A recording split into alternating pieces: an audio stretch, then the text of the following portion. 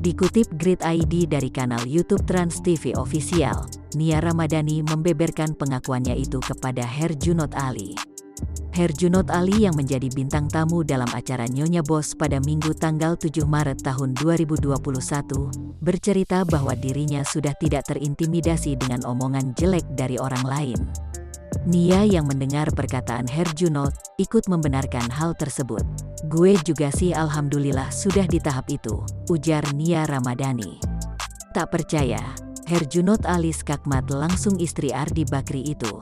"Yakin lo, kemarin gue ngeliat video lo nangis," ucap Herjunot diiringi gelak tawa. Ingin membenarkan pernyataannya, Nia Ramadhani menyebut dirinya akan menangis jika orang-orang terdekatnya sudah terganggu.